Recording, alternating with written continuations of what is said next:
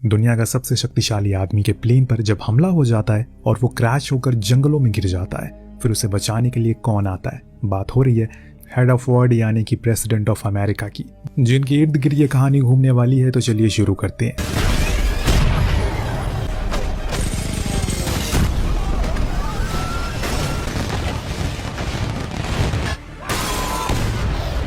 Noel नाम की reporter, जिसे हम पेरिस के खास टमाटरों से खेलने वाले बीच में देखते हैं, जहां वो रिपोर्टिंग कर रही है। असल में न्योल एक MI6 की एजेंट है जो दुनिया की कुछ खूंखार और शातिर एजेंसीज में से है, पर वो अकेली नहीं है, उसके साथ है CIA एजेंट कुक। दरअसल ये लोग एक क्रिमिनल को पकड़ने के लिए आए हैं जिसका नाम है विंटर, जिसकी तलाश में ये सालों से है और आज इन्हें पुख्ता सबूत मिले हैं कि वो यही इसी फेस्टिवल शुमार होने वाला है। और इतने में इन्हें खबर मिलती है कि वो दिख गया, इसीलिए अब ये लोग उसके पीछे लग जाते हैं। तभी इन्हें वो किसी दूसरी जगह पर दिख जाता है और फिर तीसरी, ऐसे ही करके वो एक से ज्यादा जगहों पर इन्हें नजर आने लगता है, क्योंकि उसे पता था कि ये लोग उसे पकड़ने के लिए जरूर आएंगे। इसी वजह से उसने ये चाल चली जिसके चंगुल में अब ये आ चुके हैं। पर न्योल का कहना था जहां जहां वो दिख रहा है वहां वहां लोगों को भेजो। तो अब सभी लोग उसके पीछे लग जाते हैं। खोजबीन चल रही थी कि तभी बीच फेस्टिवल में एक वैन आती है, जो काफी अजीब बात थी क्योंकि ऐसे कोई भी यहाँ इस फेस्टिवल में वैन लेकर तो नहीं घुस सकता। लेकिन तभी उस वैन से 3 लोग बाहर आते हैं और जो MI6 की वैन थी जिसमें से ये लोग बैठकर सब चीजों पर नजर रख रहे थे, उसके अंदर सभी लोगों को ये लोग भून डालते हैं। फिर आर्थर नाम का शख्स अंदर जाकर जितने भी डाटा थे सब कॉपी कर लेता है और इधर न्योल भी हर किसी से लड़ रहा था क्योंकि वहां बहुत ही ज्यादा लोग थे। जिन्हें खत्म करने के बाद वो लोग अपने लोगों के पास आए तो ओल्गा ने उन्हें शूट करके नीचे गिरा दिया और उस पूरी वैन को बम से उड़ा दिया ताकि कोई सबूत ही ना रहे। इसके बाद हम PM ऑफ लंदन को देखते हैं, जो नींद से उठने के बाद जब वो टीवी ऑन करते हैं तो वहां अमेरिकन प्रेसिडेंट के बारे में बताया जा रहा था। दरअसल वो पहले एक एक्शन हीरो हुआ करते थे, लेकिन बाद में उसने पॉलिटिक्स में काफी नाम किया, अब जाकर इसी मुकाम पर आ गया। रिपोर्ट को देखने के बाद उसे याद आया आज तो उसकी मीटिंग है US प्रेसिडेंट के साथ। अब जॉन जब वॉक पर जाता है उसे पता चलता है जो टीम मिशन पर गई थी पेरिस, वो पूरी की पूरी खत्म हो चुकी है। ये सुनकर उसे बेहद अफसोस हुआ। वो उसकी कुछ अच्छी टीमों में से एक थी। खैर अब बात आती है प्रेसिडेंट विल पर, जिसके पास उसकी असिस्टेंट आकर बताती है कि कुछ ही देर में उसकी मीटिंग होने वाली है PM ऑफ इंग्लैंड से। पिछली बारी जब वो दोनों मिले थे तो काफी अनबन हुई थी, लेकिन इस बारी वो इन बातों का ख्याल रखे। विल कहता है कि ठीक है, वो ख्याल रखेगा। दरअसल इस मीटिंग का खास मुद्दा है पेरिस में जो कुछ भी हुआ इस चीज को लेकर, क्योंकि ये खबर पूरी दुनिया में फैल चुकी है। कुछ पलों के बाद ये दोनों आमने सामने होते हैं। देखने में तो काफी हद तक ये सिमिलर लग रहे हैं, पर इनमें काफी चीजें अलग होती है। जैसे विल हमेशा हंसमुख अंदाज में रहता है, तो वहीं जॉन काफी सीरियस रहता है अपने देश और अपने काम को लेकर। इसीलिए दोनों में कुछ खास बनती नहीं है, पर दुनिया को दिखाने के लिए इन्हें मिलना पड़ता है। अब कॉन्फ्रेंस शुरू होती है। हर बारी की तरह इस बार भी विल से ज्यादा सवाल पूछे जाते हैं, खासकर उसकी फिल्मों के बारे में। लेकिन उन्हीं के बीच एक रिपोर्टर उठकर पूछ लेता है जो कुछ भी पेरिस में हुआ वो क्या था, कौन उसकी जिम्मेदारी लेगा, क्या मिशन फेल हो गया। जॉन ने कहा कि वो मिशन फेल हो चुका है, लेकिन उसमें वैसा कुछ भी नहीं हुआ जैसे कि मीडिया में दिखाया जा रहा है। बीच में तभी विल उसकी बात काटते हुए कहता है कि मिशन अभी जारी है। जिसने भी वो घिनौना काम किया है उस जगह पर गोलियां चलाकर उसे छोड़ा नहीं जाएगा।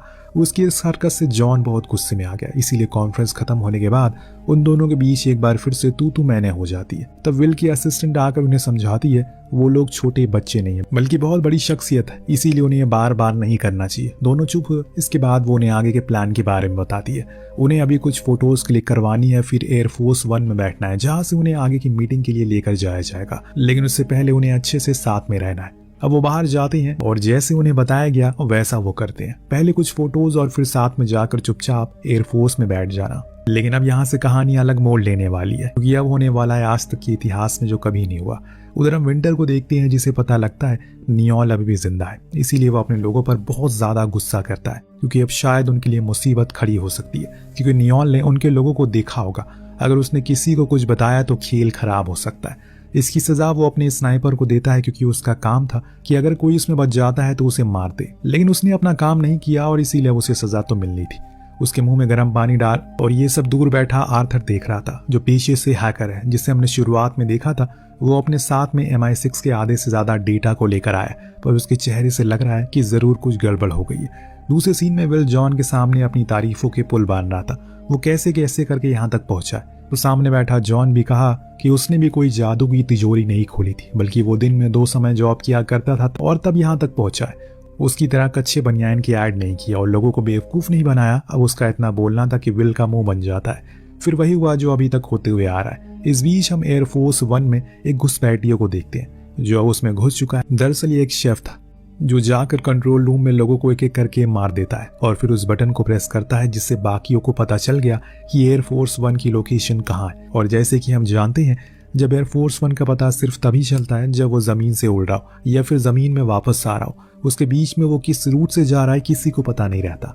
पर अब दुश्मनों को पता चल चुका है, इसीलिए वो उस पर अंधाधुंध हमला करने लगते हैं। हालांकि उन्हें अच्छे से पता है कि इन हमलों से उसे कोई फर्क नहीं पड़ेगा, लेकिन जब लगातार हमले होते रहे तो एक समय पर आकर वो भी नष्ट हो जाएगा। इसीलिए वो बिना रुके बस मिसाइल छोड़े जा रहे थे, जो कभी विंग्स पर तो कभी इंजन पर आकर लग रही थी। इधर से मशीन गन से उन पर शूट तो कर रहे थे, लेकिन कुछ खास असर नहीं हो रहा था। इस बीच जॉन भाप लेता है कि गद्दार कौन है, क्योंकि उसने उस शेफ की शर्ट पर खून के धब्बे देखे थे। लेकिन इससे पहले कि वो उसे पकड़े, एक मिसाइल आकर सीधा इंजन पर लगती है, जिससे वो फेल हो जाता है और प्लेन अब तेजी से नीचे जाने लगता है। और इस बीच हम उस शेफ को देखते हैं जो सभी पैराशूट में आग लगा देता है ताकि कोई भी बचे ना, और खुद एक पैराशूट लेकर नीचे कूद गया। लगातार हमले के बाद जब प्लेन पूरी तरह से डैमेज होने लगता है तो अंदर बैठे जितने भी डेलीकेट्स थे सभी की जान खतरे में आ गई। लेकिन सिर्फ अब उन्हें इन दोनों की चिंता थी, इसीलिए जैसे तैसे करके इन्होंने 2 पैराशूट का इंतजाम किया जो अभी जले नहीं थे, और इन दोनों से कहा कि वो नीचे कूद जाए क्योंकि उनका सेफ रहना ज्यादा जरूरी है। दोनों ने वहां से छलांग मार दी और सीधा आकर जंगलों में गिर गए। पर जॉन का पूरा शक था, जरूर जिसने भी ये सब किया है वो विल की टीम का हिस्सा होगा, क्योंकि इतने सुरक्षित प्लेन को भेजना किसी के बस की बात नहीं है। वो भी उसकी कई बात कहीं ना कहीं ठीक लग रही थी, क्योंकि ये इतिहास में पहली बार हुआ था। कुछ देर बाद पूरी दुनिया में ये न्यूज फैल जाती है कि एयरफोर्स 1 को शूट डाउन कर दिया गया है। जितने भी लोग थे वो नहीं बचे। तो विल कहता है कि उन्हें जरूर यहाँ पर कोई ना कोई बचाने के लिए आएगा, पर जॉन उसे हकीकत से रूबरू करवाता है कि ऐसा कुछ नहीं होने वाला, क्योंकि जिन लोगों को पता है कि हम जिंदा हैं वो अब सभी मर चुके हैं। अब सिर्फ यहाँ वो लोग आएंगे जिन्होंने ये सब करवाया ताकि वो हमारी मौत की पुष्टि कर सके, और इसीलिए उनके आने से पहले हमें यहाँ से निकलना चाहिए और पास के ही बंकर में जाना चाहिए, जिस बारे में तुम्हारे आदमी ने बताया था। विल मान गया, क्योंकि जब इन्होंने एयरफोर्स 1 की हालात को देखा तो सच मान लिया। अब ये वहां से जंगलों के रास्तों से आगे जाते हैं, जहां जाकर इन्हें कुछ छोटे मोटे घर दिखे जो चारवाहों के थे। वहीं एक कार भी थी जो देख विल कहता है हमें जाकर उन्हें बता देना चाहिए कि हम कौन है, फिर हो सकता है कि वो हमें कार देते जिसकी मदद से हम बंकर तक पहुंच सकते हैं। लेकिन जॉन दिमागदार आदमी था, विल की तरह बैल बुद्धि नहीं था। खैर है तो वो यूएस प्रेसिडेंट, लेकिन उसके अंदर दिमाग की कमी है। यहाँ जॉन का कहना था कि वो जाकर उस गाड़ी को धीरे से चुरा ले और लेकर फरार हो जाए, लेकिन ऐसा वो नहीं कर पाते क्योंकि विल उसे स्टार्ट ही नहीं कर पाता। जैसे कि वहां के लोगों को पता चल जाता है कोई है वहां पर, इसीलिए वो दोनों पर ढाबा बोल देते हैं। शायद उन्हें नहीं पता कि ये दोनों कौन है। यहाँ एक और चीज से हमारा वास्ता होता है कि सच्चाई में तो विल को लड़ना भी नहीं आता। जितने भी एक्शन या स्टंट है उसने किए, उसके सब स्टंट मैन ने किए थे, ना कि उसने किए थे। लेकिन जॉन ने मेहनत करी है यहाँ तक पहुंचने में, इसीलिए वो उनसे लड़ता है और कोशिश करता है खुद को किसी भी चोट से बचा सके। लेकिन इतने में एक लेडी बंदूक लेकर आती है और सभी को भागने को कहा। फिर वो दोनों से पूछा कि कौन है वो और यहाँ क्यों आए हैं। तो जॉन बोला कि दरअसल उनके साथ एक हादसा हो गया, अब उन्हें अपने दोस्त का घर जाना है जो शहर में रहते हैं, इसीलिए अपनी गाड़ी चाहिए। तो उस लेडी ने कहा कि ठीक है, पर तुम्हें मेरे भीड़ों के साथ बैठना होगा। पीछे दोनों मान गया और उन्हीं भीड़ों के बीच लंदन का प्राइम मिनिस्टर और अमेरिका का प्रेसिडेंट बैठ गया। किसी ने सही कहा, पहचान ये सब कुछ होती है, वरना आप खाली माचिस के खोखे की तरह हो। काम के तो हो लेकिन इस्तेमाल नहीं किया जा सकता। अब थोड़ी दूर जाने पर पोस्ट आ जाती है। ये दोनों फौरन उन्हीं के बीच छुप गए, क्योंकि अगर उन्होंने देख लिया तो हो सकता है कि दुश्मनों को भी पता चल जाए कि उनकी लोकेशन क्या है। वो लेडी इन्हें लोकेशन पर पहुंचा देती, जहां पहुंचने पर इन्होंने उसका शुक्रिया किया, लेकिन वो उनका शुक्रिया लेने से इनकार करती है क्योंकि वो भी न्यूज देखती है और उसे पता है कि वो दोनों कौन है। इसीलिए वो उनसे कहती है कि अभी जाओ और अपने देश के लिए अच्छा काम करो। उसकी ये बातें विल को लग जाती है। तो अब ये दोनों सेफ हाउस तक पहुंच जाते हैं, जहां पर मार्टिन नाम का शख्स इन्हें देखकर बहुत खुश होता है। उसे तो यकीन नहीं हो रहा है कि वो जिंदा है। वो फौरन इन्हें अंदर आने को कहता है और सब कुछ बताता है कि ऐसी चीजें उनके जाने के बाद बदल गई। नाटो ने एक बैठक भी रखी है जिसमें अमेरिका का एक नया प्रेसिडेंट घोषित कर दिया गया, और ऐसे ही कुछ इंग्लैंड में भी है, क्योंकि वहां के लोगों में आक्रोश है अपने अपने लीडर को लेकर कि ऐसे उन्हें कौन मार सकता है। लेकिन नेटो अभी किस पर हमला नहीं कर सकेगा क्योंकि उनके सिस्टम में कोई पूरी तरह से घुस चुका है, जो कि सच भी था। क्योंकि इनकी बातों के दौरान हम फ्रांस में बैठे विंटर को देखते हैं, जिसके पास आर्थर आकर बताता है वो दोनों जिंदा हैं और अभी बेलारूस के सेफ हाउस में है। उसके पास उस सेफ हाउस का एक्सेस है। विंटर ओगला और उसके साथ एक और आदमी शाशा को फौरन बेलारूस जाने को कहता है, क्योंकि ये न्यूज बाहर आने से पहले वो हकीकत में मर जाना चाहिए। इस बीच विल का कहना था उन्हें फौरन नेटो को इत्तला कर देना चाहिए कि वो जिंदा है, वरना शायद हालात और बेकार हो जाए। तभी मार्टिन देखता है कि हाउस में पीछे से कोई घुसने की कोशिश कर रहा है। ये विंटर के लोग थे जो इन्हें खत्म करने के लिए आए थे, लेकिन मार्टिन का काम है इन्हें किसी भी हाल में बचाना। अब वो खुद को तैयार कर लेता और इनसे कहता है कि किसी भी तरह करके उस लिफ्ट तक पहुंचे जो सीक्रेटली उन्हें पीछे से बाहर निकाल देगी। लेकिन तभी इन पर हमला हो गया और हर तरफ से गोली चलने लगी। एक समय ऐसा भी आया जब मार्टिन के पास गोलियां खत्म हो गई, लेकिन तब भी वो इनके लिए लड़ने को राजी था ताकि इन्हें ज्यादा समय मिल सके। विल ने उसका शुक्रिया कहा और वो एक सच्चा अमेरिकन है। फिर दोनों ही लिफ्ट से नीचे आ गए जहां उनकी मुलाकात हुई एक ऐसी शख्सियत से जो कि मर चुकी थी। जी हाँ, बात हो रही है नियोल से जो कि अभी जिंदा है। वो कैसे, ये उसने उस चीज के बारे में बाद में बात करेंगे। फिलहाल विल को उससे सवाल का जवाब चाहिए कि आखिर ये सब कौन कर रहा है, कौन लोग हैं जो उन्हें मारना चाहते हैं। तो नियोल ने सारा सच उनके सामने रखा। असल में वो विंटर नाम का माफिया है जिसकी कुछ निजी दुश्मनी उन दोनों से नहीं बल्कि सारे नेटो के देशों से है जिन्होंने उसके बेटे को मारा। दरअसल उसका बेटा एक जीनियस था। उसने अपने घर में न जाने किस किस प्रकार की चीजों का आविष्कार किया, पर यह बात नेटो को हजम नहीं हुई। उन्हें लगा कि वो अब अगला न्यूक्लियर वेपन बनाएगा, इसीलिए उन्होंने उसके घर पर एयर स्ट्राइक कर दी जिसमें वो मारा गया। और तब से ही विंटर ने कसम खा ली कि वो उन सभी को मार डालेगा जो नेटो में है। लेकिन यहाँ जॉन का कहना था ये सब तो बदले की बात है, पर उसे भी ज्यादा जरूरी ये है कि कौन है वो जो एयरफोर्स 1 में घुसा था, क्योंकि उस प्लेन में सिर्फ बहुत ही खुफिया और करीबी लोग आने की अनुमति होती है। जरूर कोई अंदर का होगा जो उनके साथ मिला है और वो विंटर से ज्यादा खतरनाक साबित हो सकता है, इसीलिए पहले उसे ढूंढो।